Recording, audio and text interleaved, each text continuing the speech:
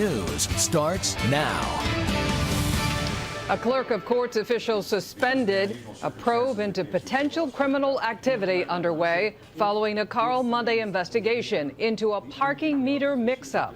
Carl's story uncovered questionable decisions by the city that resulted in parking tickets for dozens of downtown motorists. But there's more than meets the eye. Now we learn the man who rules on parking ticket disputes is himself at the center of a clerk of court's investigation. And Carl joins us now. What is this investigation all about? Well, it's all about Brian Mahone. While Mahone was ruling on other people's parking tickets, he may have been involved in some funny business involving his own traffic ticket. For Mahone, that could be his ticket to trouble with the law. Hey, Mr. Mahone? Yep, that's me. Carl Monday, Cleveland 19. Hi. Got a second? 2 weeks ago, after we paid a visit to Brian Mahone, the chief hearing officer for the clerk of courts is off the job. He has been suspended pending an investigation. Clerk of court spokesman Obi Shelton says Mahone was put on administrative leave September 12th, only hours after our story first appeared on Cleveland19.com. Effective late this afternoon, Mahone was suspended. Can you tell us why he's under investigation? I can tell you that it had a lot to do with your story. Raised questions, led to an investigation. We asked Mahone about a parking ticket issued to Clevelander Don Simpson and 38 other motorists we now know were wrongly ticketed along Prospect Avenue.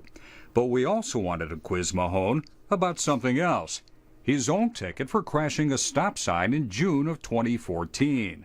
Do you remember getting a ticket for in 2014 for something with the operation of a vehicle at a stop sign? Do you remember? No, I don't.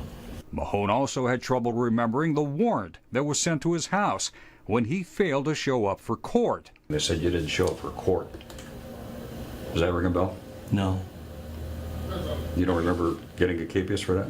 No. Well, Mr. Mahone, let me refresh your memory. The court's own records show you were ordered to pay $251 in fines and court costs. Months later, the court sent you a warning to pay up.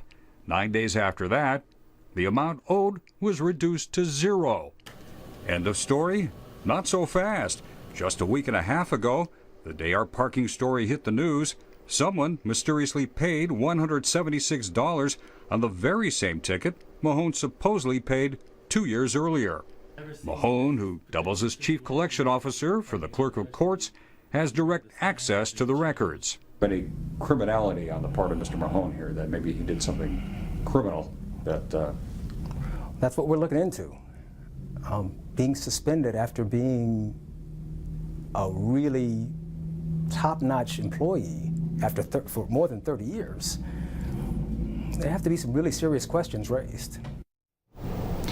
At least for now, Shelton says the investigation is being done in-house, but if they find there was possible criminal activity here, you can bet the information will be turned over to the county prosecutor. Now, Carl, what about your original story where all of those folks were wrongly ticketed on Prospect? What has happened to them? Yeah, the 39 tickets we found wrongly ticketed.